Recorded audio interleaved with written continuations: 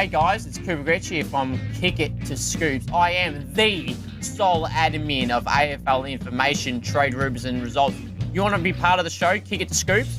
Send through your questions through the Facebook link, which I'll attach every show on the post. And if you want to email me at aflinfolive@gmail.com, send through your questions and you may feature on the show and be answered your question from yours truly, Supercoach, for free. Yes, for free. If you want to be on the show, as I said, send it through and I'll get back to you. Go Saints!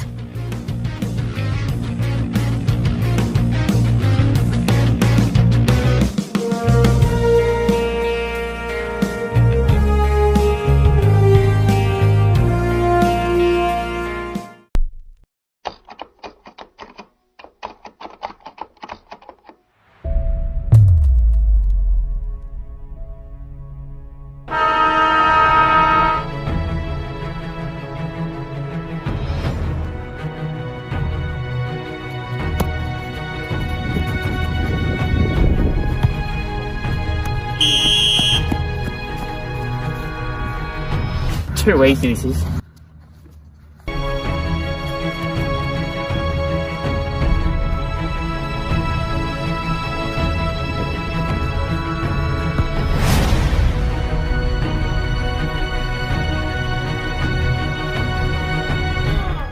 Yes, Scoops, come on, mate. Keep going.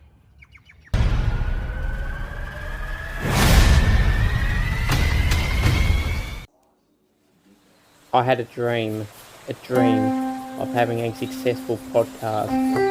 You now may say, Cooper, why is the light so dark? But at the moment, I'm in the darkness of not knowing when I will succeed to the big times. Hopefully it's around the corner, very, very soon. Craig McRae, Chris Green, Jaden Stevenson, Jack Perez, Sarah Riley, Tom Morris, the list goes on and on and on. Hopefully that is and many more things where the future will be brighter. As you can see now, the light is starting to become brighter. Hopefully that dream will be realised, and not only will I be acknowledged, but the dream comes true. It is time to welcome back for the second season of Kick It to Scoops. I had a dream of having a successful podcast. You now may say, Cooper, why is your light so dark? But at the moment, I'm in the darkness of not knowing when I will succeed to the big times. Hopefully it's around the corner, very, very soon. Craig McRae, Chris Green, Jaden Stevenson, Jack Perez, Sarah Riley, Tom Morris, the list goes on and on and on. Hopefully that is and many more things where the future will be brighter. As you can see now, the light is starting to become brighter. Hopefully that dream will be realised, and not only will I be acknowledged, but the dream comes true.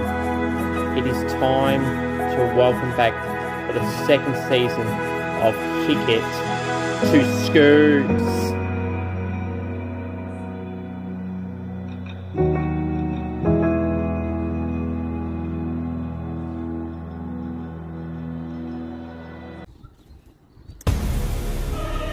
On the way to the arena, it is none other than Scoops.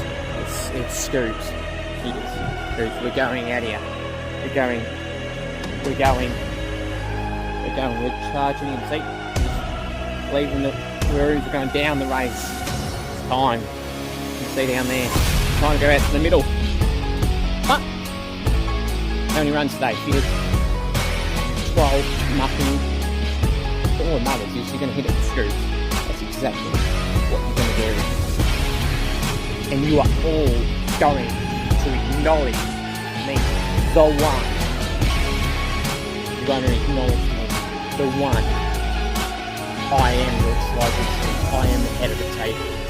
I am king of fruit. I am Scoops. And you are going to enjoy everything here on Kick It to Scoops. Hello everyone and welcome to Kick It to Scoops. I'm your host Cooper Gretsch, the sole admin of AFL information, trade rumours and results. We're back for season 2022 with the season fast approaching. It's time to get stuck into the footy. Cricket's all pretty much over. The wrestling is done to talk about here. We're back with the footy, which I know you all will love and enjoy. So this is back for the second season of Kick It to Scoops. Hopefully a very, very big season. You've seen in the introduction. Hopefully it's my year and the year of Kick It to Scoops. Obviously the first year we had Craig McRae, Jaden Stevenson, Sarah Ollie, Tom Morris, and the list goes on and on and on as you heard before. And hopefully there's many more big guests to come. But it's time for Kick It to Scoops. So on the show today, guys, we've got the world famous segment Scoops Goes Bang. It never goes away. I'm going to preview and review the practice matches just gone and upcoming. And have some Supercoach talk and season predictions, as I mentioned just now. I did have a ladder prediction written up, but I'm going to hold it off for a week. I'm going to hold it off for at least 1 week. I'll hold it off for a week. I want to see how the other official practice matches, because we just had unofficial practice matches where some games went 4 quarters, some went 6. So I did have the ladder predictions ready and firing and ready to go. But I think I'll hold it off. I want to give another week. Give it another week of thoughts over the practice matches that will start on Thursday night. But let's start off with the way we start off every episode of Kick It to Scoops, with the world famous segment, Scoops Goes Bang. Boom. So, there's a few things I want to bang on about. 3 things. David King's not the first time David King has been mentioned here, though, on the podcast. David King has numerous concerns about the Saints in 2022, culminating in his belief that they are not a serious finals team just yet. He says, and I quote, "I'm worried about St Kilda this season. The list could be a house of cards if they get a couple of injuries to the wrong players, which they've already got. Where does it leave them with a difficult list? I still think they are another 3 drafts away from being a serious 4 to 5 year finals team." Kingy, it's not the first time you've run your mouth on St Kilda. And the quote here that struck me here was, they've already got a couple of injuries to the wrong players, which they've already got. Ryder and Marshall will be fine come round 1. Howard was rested. Hanbury was being rested.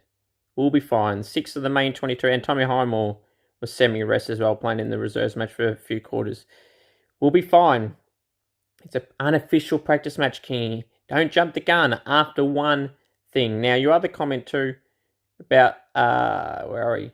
I think they're another 3 drafts away from being a serious 4 to 5 year finals team. Well, 2020, injuries galore. Still made the finals, beat the Bulldogs in the elimination final. Almost beat Richmond. Have we not lost a few players, Jake Carlisle and co, in the previous game? And Paddy Ryder, main ruckman with Rowan Marshall. The Rowan Marshall-Paddy Ryder ruck combination is one of the most destructive ruck duo combinations in the competition. Better than any Melbourne duo of Jackson and Gawn. You got Ryder and Marshall, the elite ruck duo combination in the competition. When they're fit and firing, as you've seen in some of the records, King, you should know that St Kilda had a great record once Ryder and Marshall were in the side together. It was almost unbeatable. And when they weren't there, it was scratchy. But it's okay. I'm not worried about one loss in an unofficial practice match. So, Kingy, lift your game. Now, the other 2 things I want to mention here is, speaking of about the unofficial practice match, the title unofficial practice match, people complaining about it. Like, seriously, you got a lot to complain about if you're complaining about how I'm clubbing the name of the practice matches. These games just gone from the Wednesday to the Saturday. They were listed as unofficial practice matches on the AFL website. I called it that as well. So did Geelong called it that, and I'm sure other clubs did too. Unofficial practice matches is what it's called, so stop seriously complaining about it. Lift your game. Pretty plain and simple. And the final thing I want to complain about here is people complaining about the results of the practice matches. Going, St Kilda lost by 7 points to Carlton. Gee, if you can't beat Carlton. Seriously, it's an unofficial practice match, not even a practice match. And even if it was a practice match, my opinion would still be the same. Sides are trying different players in different positions, trying to give players less game time, giving some of the younger players or inexperienced guys some more time. Like 7 points to Carlton, look, in the grand scheme of things, it's not great, but they'll be pushing around the 8 this year with Chera and Hewitt coming in, and the two main guys that got in, and playing with Cripps and Walsh when he comes back from injury in the midfield.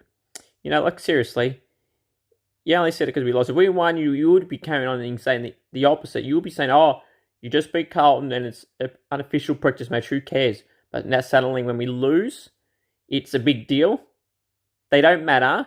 The result does not matter. Yes, you want winning momentum, but you seriously think I care that you think that we're done because we lost to Carlton by 7 points, only a goal, mind you, in a practice match where we had 6 out and they had 2? I don't care. I really don't. It's the main season we'll care about, and we'll wait and see how it comes around when we play Carlton in the real season with a full team, hopefully. So, bad luck and lift your game, geeks. Right, now we will move on to the next segment which we've got here, previewing and reviewing the practice matches. Now, I'm going to go through the practice matches results from the games just gone. I'm going to go through, actually, at the end of the show, I'm going to go through the upcoming games in the official practice matches. But right now, I'll just go through the results of the unofficial practice matches that just transpired. We had Essendon defeating the Bulldogs by 7 points. We had Carlton defeating the Saints by 7 points. Melbourne by 88 points over North Melbourne. Brisbane by over 88 points over the Crows. Gold Coast by 21 points over the Power. The Hawks drew with the Pies in Morwell in a 6-quarter affair. GWS beat the Swans by 31 points in also a 6-quarter affair. The Dockers, 97-point victory over the West Coast Eagles. They're absolutely depleted, which we'll get to shortly. And Geelong by 5 points over Richmond in a 6-quarter affair as well. Look, seriously, like, the result doesn't matter. You don't want any injuries, but the West Coast Footy Club have got 3 injuries. So I've got the story here on 3 players. The top draft pick, Campbell Chesser, Dom Sheed, and who was the other one? Oh, Elliot Yeo, of course. Injuries galore for them. It's been talked about that he will miss up to 15 weeks, will Dom Sheed, which is not great for the Eagles, missing their important winger. Campbell Chesser, their first draft pick, will miss up to 3 months with an ankle injury also. And Elliot Yeo's injury status, lengthwise, is unknown, but it's been talked about that could be in the same vicinity as Dom Sheed and Campbell Chesser. So, not a great start for the injury-depleted Eagles, who obviously got an anti in Jack Darling, who won't play with them, so their forward line will be more depleted. Kennedy's towards the end. Got Oscar Allen trialling in other positions. Yeah, it's not going well for the Eagles, and when you see my ladder predictor, the way I spoke about him just then, I think you'll know where I've got him in my season ladder prediction, but I'll get to that next week on the show, the season ladder prediction. I wanted to give it an extra week to see how everything transpires. Now, the results, Essendon and the Bulldogs, now we'll go through one by one. Now I've just read the results. Essendon again, the Bulldogs had a fair bit of players out. Essendon had relatively their main side in, so it's hard to tell. Like, some players were on limited game time. They rotated in lists of 30. So, again, as I said before, the results don't matter. You just don't want to stay injury-free. You want winning momentum, of course, but Essendon had a close win over the Bulldogs when they had, I think they kicked 5 goals in the last quarter of the Bombers, so they actually were behind. So, it is what it is. Carlton St Kilda, I've alluded to a little bit already. 6 players out to 2. Walsh and McCoy missing for Carlton, yes. St Kilda missing Ryder, Hanbury, Marshall, Highmore, Howard, and a few others as well. And then Zach Jones playing limited game time as well. So, which could have made it 7 technically. But, again, it is what it is. Disappointing. Scoring seemed to be on one end of the ground of that Icon Park. Both sides had their opportunities. And Carlton in the end won by 7 points. It is what it is. Melbourne, 88-point victory over North Melbourne. At Casey Field. So, Melbourne's VFL player there. North Melbourne, I know the result, again, as I said, doesn't matter, but it'd be a bit disappointing against Spain by 88 points when they have relatively no injuries at all, played pretty much their main side, and have Horn-Francis and Greenwood and a few other guys coming in as well. I'd still be pretty disappointed losing by 88 points to 81. I know it's Melbourne, the Premiers, but it's still not good enough in my eyes, to be honest. And we move on. The Lions, 88-point victory over the Crows. This was a quarter time. This was only like around the 10-point margin. Then it progress, I think, 39.5 times. So the Crows, like the Roos, will be very disappointed losing by 88 points. Yes, the Lions another strong team, but still, it's not a good momentum going into round one. I'll get another practice match this week, the Crows, but then having the week off before round one. But it's still not good enough, and they will want to rectify that. I know they're missing a few players, Tommy Duday and the like, but yeah, they still need to perform pretty well, because if they're going to perform like that, they'll be battling near the bottom of the table yet again in 2022. Gold Coast, followed the upset of the lot, having a great 21-point victory over the Power. The Power were never really in this contest. 21 points, you say, oh, they might have been in it, but no, Gold Coast are pretty well in front for the majority of the game, if not all of it. I don't know the tracking of minute by minute, but every time I look, Gold Coast were in front.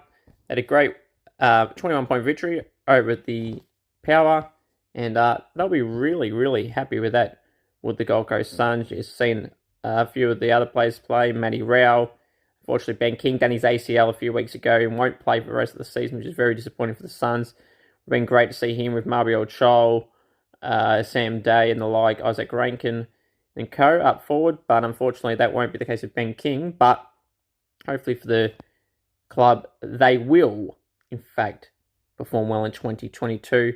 They just have to be without their super young key forward in Ben King. Hawthorn and the Pies, they drew in Morwell. I think the Pies had 79-point lead at one point. But in fairness, it's still a choke. But Collingwood and Hawthorn, the majority of the second half, the fifth and sixth quarters, were VFL listed players. There was a mixture of VFL players in there. I think Darcy Cameron was playing for the Pies, I believe, in the last quarter, the sixth quarter for the Pies. But nonetheless, it was still pretty disappointing for the Pies to choke a 79-point lead. It maybe just shows that the Box Hill Hawks have a stronger VFL lineup than the Pies. I know Hawthorn have got Ed Phillips, a former Saint, in there. A few other ex-AFL players in there as well. So, yeah, they're a strong side, the Box Hill Hawks. But Hawthorn would be disappointed over the first four quarters, how they performed over the Pies, losing by 79 points at 1 point. So, yep, disappointing. Mason Cox kicked 3. He's wearing his prescription glasses, which he's been approved to wear for season 2022. So if you're wondering why he's wearing them, he's been approved. His eyesight's not good.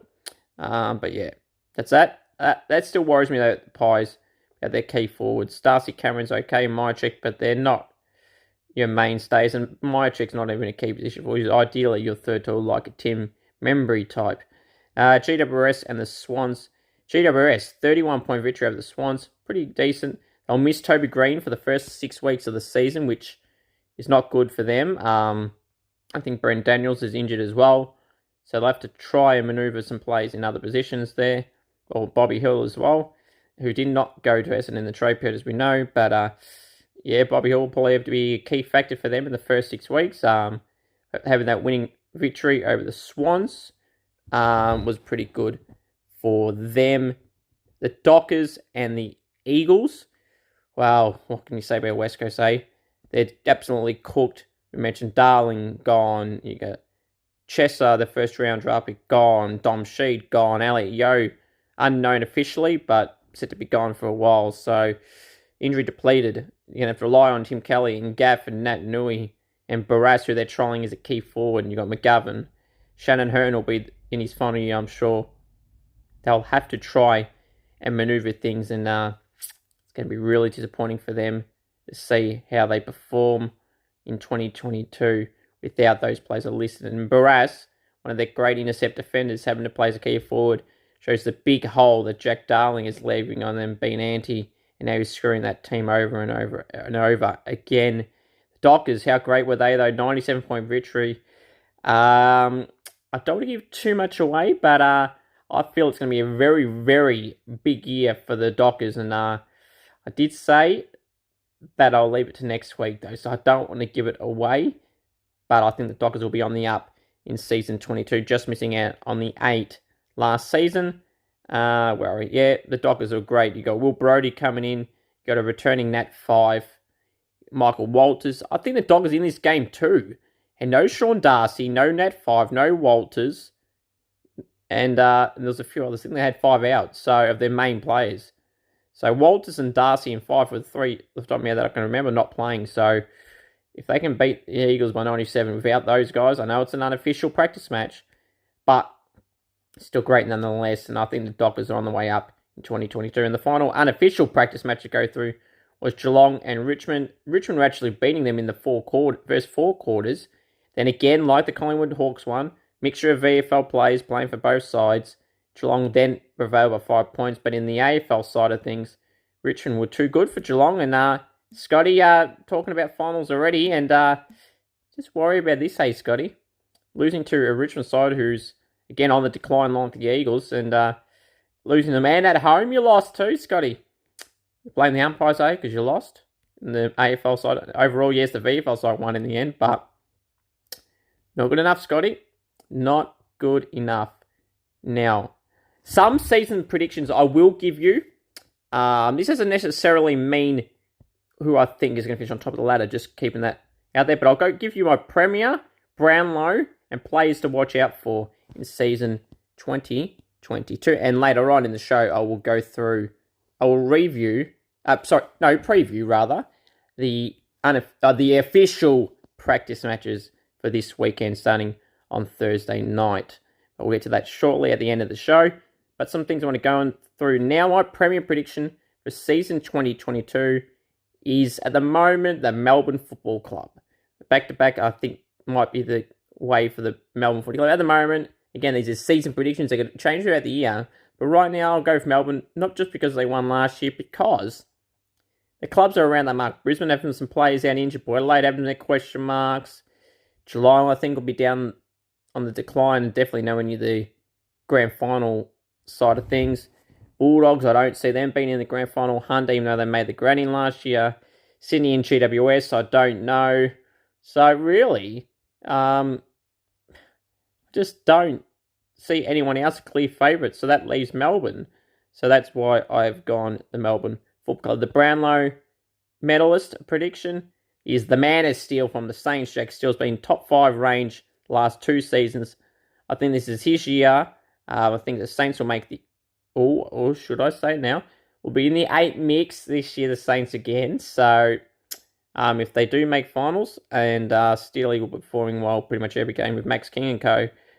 Jack Steele is my prediction for the Brownlow medal. Some players to watch out for, which some of these have had great years before. Some of these are first-year draftees. Some of these guys have played, or one of these guys has played VFL in the majority of his career at his first club. But I want to get through these players right now.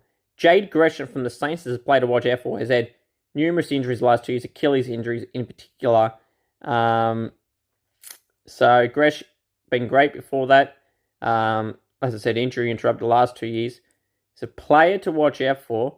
Going to play more forward, they reckon, this year. He was playing the majority of midfield and a bit of forward.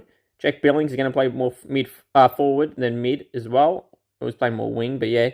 Gresh is the one to look out for. Could be one that kicks 30 goals this season, so keep an eye out on the Gresh Prince this year from the Saints in 2022. Also from the Saints, Jack Sinclair, playing off the half-back line, but used to start his career as a forward, playing on the wing a little bit. Majority of half-back, his kicking is elite, which not many players in the AFL can say that. He gets around 20 possessions a game. He was playing half-back last year. I think this year will be the year he gets even better and could be a potential contender for the All-Australian team off the half-back line for 2022, especially if the Saints do progress to finals. Now, the player I was talking about playing another club, his new club, Pat Lipinski. Keep an eye on him, Pat Lipinski, the former Bulldog player, now at the Pies. Will get more game time, as you've seen when I spoke to Craig McRae on my podcast last year. He was a big fan of Pat, and as you've seen in the unofficial practice match, he dominated for the Pies against the Hawks. And regardless, even if he didn't, I would still be saying he's a player to watch out for. Was always reckoning up big numbers around the 30 plus in the VFL. Even people say, VFL, it's VFL. Yeah, so he's too good for that, clearly. Even when he played for the Bulldogs, he had some decent games, but got dropped due to their depth of the Bulldogs in the midfield. So, Pat Lipinski is one to watch out for. He'll be a regular for the Pies this year, playing off the wing and inside the middle, maybe out forward a little bit as well. We want to keep an eye out on for sure. And where are we? And then 2 draftees to watch out for. Josh Rochelle from the Crows. People might not talk about him as much now because he's from Victoria, but he's now playing at the Crows. So he dominated I wouldn't say dominated. He done very well in the unofficial practice match for the Crows in the 88-point loss to the Lions. So he's one to keep out for. I think he'll be probably one of the top 2 or 3 draftees to watch out for. And the final play, another draftee, the father-son from the Pies, is Nick Dacos. Again, Craig McRae, obviously, as like a lot of people, has really been impressed with Nick Dacos. As you've seen in my podcast with Craig McRae, if you haven't, go check it out on the channel. AFL Information, Trade Rooms and Results right here on the YouTube channel, and find that out there. Craig was very high on Nick Dacos. When I interviewed him pre-draft, Nick was already training there. He was setting the house on fire, according to Craig McRae, and that was pre-draft. And now we're seeing a lot of articles about how great he's going now and how great he performed against the Hawks in Morwell in the unofficial practice match. He'll be one to keep an eye out for, and one for sure that will dominate in his first season and could win the Rising Star. And while I'm at it, Rising Star, my Rising Star prediction, since I've got him in the 2 players to watch out for, I think it'll be one of Rochelle or Dacos, but I'll go the safe bet and go Nick Dacos. Now, some news I want to go through here also. The March 9 is when the pre-season supplementary period will end. We've got Jack Hayes will be an official Saint by March 9th. So I like to leave things late as usual, like the jumping numbers. But yeah, pre-season supplementary period. And then West Coast got a spot open. They've got about 4 players training, as do the Dockers. And someone will get a spot at both the Perth clubs. Eagles are trialling some key position players. Tyler Kettle, I think, is one name, who's a key forward from the Waffle. Both those clubs have got players training from every Waffle club, or the 4 players at each club are all Waffle players. Surprise, surprise, staying local, which is fine. Tyler Kettle is the one that's been talking about the Eagles that could have a spot, and Hugh Dixon is another actually trialling at West Coast, the former Docker key forward. They could be looking at as well, and the Dockers got a few positional players in their squad. Training with them, so we'll wait and see there. And St Kilda do Jared Lena and Pat Naish. St Kilda got 3 spots open with Caulfield doing his ACL, and they already had 2 open. ACL will fill 1, which leaves 2. Will they use both of them, though, on Lena and Naish? I don't think Naish will be used on, but I think Jared Lena will be selected from the Saints. They got to March 9, so just over a week's time. I'm not saying that one's 100% confirmed, but I think that may happen. For depth, he's very good depth. Play Jared Lena when he played for the Power. He's 27 now. I signed up to Sturt in the sample. I don't think he'll be going back to Sturt. I think he'll be joining the Saints. And if not, he'll go dominate in the sample yet again, like he's done when he was playing there, when he was on the Port Adelaide list. And when he played for Port, very handy player, can get around 20 possessions a game, or mainly in the sample. In that AFL, he was getting around 15 possessions a game for intercept defender. I thought it was pretty good in playing more of a key position role. You can play on the Brody Myercheck type, Tim Embry type players. But he's one to keep on. I don't think Pat Naish will get in. He'll be back in the sample. Now, what are we going to go through next? We're going to go through next is some other news here. Eddie McGuire is no longer on Fox Footy. People going, oh, this is bad. This is good. No, it's not good. Eddie McGuire, no matter what you think of him, as with the Collingwood presidency stuff when he was at the Pies as a president, he has a great job on Fox, or did do a great job on Fox, and on Channel 9 on Footy Classified, and on radio on Triple M as well. But there's talk now, he's focusing on some other ventures. Still not confirmed whether he's not going to stay on Channel 9's Footy Classified on the Wednesday night or Monday night, whatever night he chooses, or both nights if he ends up staying on both. Hutchie will do one, I'm sure, still, and Eddie may still do the other. If not, Hutchie may do both. But Eddie will be missed on Fox. People can say what they like about his commentary or his things about Collingwood and opinions and stuff. Everyone has his opinions, and Eddie is actually a great call. For people that say he's not good, well, then I don't know what the hell they're watching. So Eddie has done great jobs on the commentary booth. It will be missed on there, and hopefully he's still on Channel 9 on Footy Classified. Sam Naismith, who's had a lot of ACL injuries, had double knee surgery, I think. So Sydney are taking the cautious approach, Tom Harley said, and Charlie Gardner said, so rightfully so. So he's been moved to the inactive list, so that means they've got a spot open. They did officially sign not too long ago Paddy McCartan too, former Saint, number 1 draft pick, had concussion injuries galore, played it for the Swans reserve side last year, had some good games there. I still have my doubts on Paddy McCartan, but nonetheless, he is now a Swan. Now we're going to go through, I want to mention this, of course. I didn't mention this at the top, and I should have.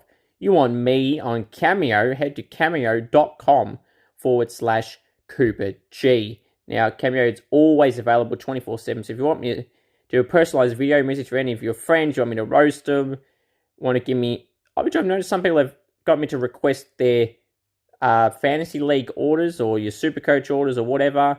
Now, if you want the Supercoach code, which we're going to talk about Supercoach in a sec, just message me for the code. I'm not going to give the code on here because I want to give it to people that deserve it. So if you want to join the Supercoach group, not league, group, just send me a message on the Facebook or Instagram at AFLinfoLive, or email me at AFLinfoLive@gmail.com. Now, merch. There's a lot of merch on the site. There's limited edition Scoops masks. So if you want your mask, head to the merch, which is in the link of the description of this video.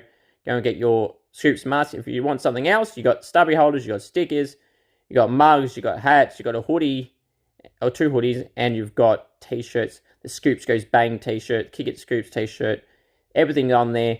And any other suggestions you got, send them down in the comment section, or preferably email me. And yeah, if you want to get any of your merch orders, please get it through today so you can get it at the best available time. Now, what else? We're going to go Supercoach talk. Now, I can confirm, which has already been confirmed, but from the podcast form, I can officially confirm that we do have a Supercoach group, which I've just alluded to then. If you want the code, please message me on Facebook or Instagram.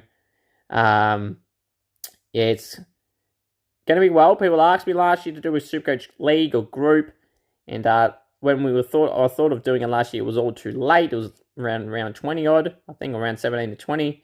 But now we're getting it started now. We've got over 60 people in the group so far. So if you want to be part of the group, please send me a message and I'll send you the code. And you can battle against yours truly, Cooper Gretsch Scoops, the sole admin of AFL information, trade rumours and results. Normally I rank in the top 5% to 10% range. So if you want to compete against the best, you join the group and see how you fare against myself and everyone else in the group. Hopefully it's going to be a big year in Supercoach. Now, speaking of Supercoach, we've got some Supercoach talk. We got one fan question from Matt Caulfield. He says to me, best rookie cash cows this year. Well, I don't want to reveal my team because I don't want people copying my team. But some best rookie cash cows, there's plenty in the midfield. There's a few up forward. There's not many in the backline. But from the backline side of things, I'll recommend Charlie Dean from the Pies, a 102k defender. He talks he could play in round 1. In the forward line, he's not really a cash cow. He's 164k. We were talking about him before. It's Josh Rochelle. And the forward, he's a forward mid, I think. So it's up forward. He can be someone you can take. James Cheetahs from the Gold Coast Suns, who was picked up in the pre-season supplementary period. He's someone you could target as well. Nick Dacos is another one.